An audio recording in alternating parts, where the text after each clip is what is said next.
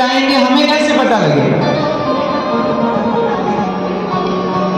तो गुरु जी ने कहा बिल्कुल पता लग जाएगा। आप लोग स्वर्ग जाएंगे कि नरक, आपको बता दूं मैं कि नहीं बताऊं?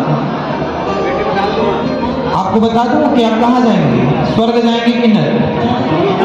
तो गुरु जी ने एक बात बताई कि मैं बता सकता हूं कि आप लोग कहां जाएंगे मरने के बाद। तो पीछे जो रामलाल जी बैठे थे उन्हें बड़ी जिज्ञासा हुई कि वाह, ये तो बता दे रहे हैं कि कहां जाओगे, चलो जान लेते। तो महिला ने पूछा कि हमें कैसे पता चलेगा कि हम स्वर्ग जाएंगे कि नरक? तब गुरु जी ने उत्तर दिया। गुरु जी ने कहा,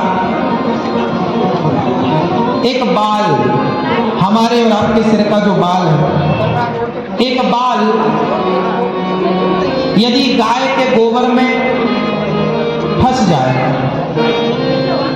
और उस गोबर के कोपले बना दिए जाए, मतलब कंडे,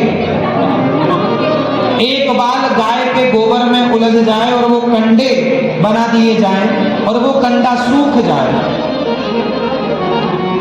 और एक बाल मक्खन में जाके गिर जाए। एक बाल गाय के गोबर में गिर गया, एक बाल मक्खन में जाकर गिर गया, तो बताओ कौन सा बाल आसानी से निकल सकता है?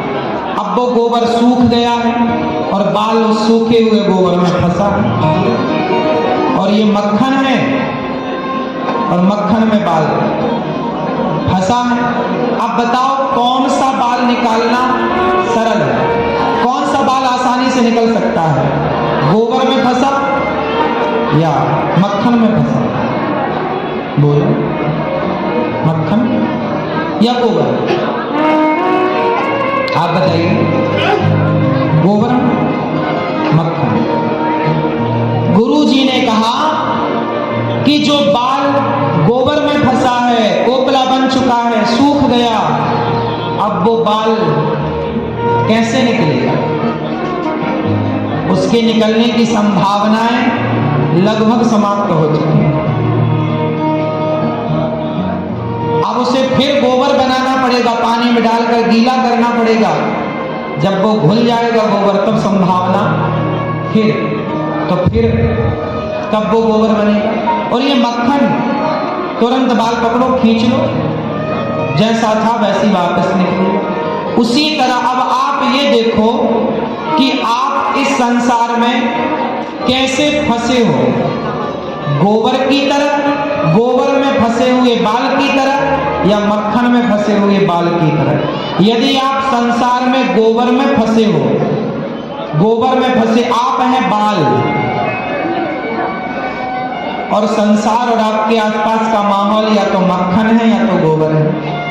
यदि आप गोबर में फंसे हैं तब तो फिर निकलना मुश्किल है, और यदि आप मक्खन में फंसे हैं तब तो संभव है। तो जो गोबर में फंसे हैं वो तो नरक जाएंगे, और जो मक्खन में फंसे हैं तब भगवान के धाम जाएंगे।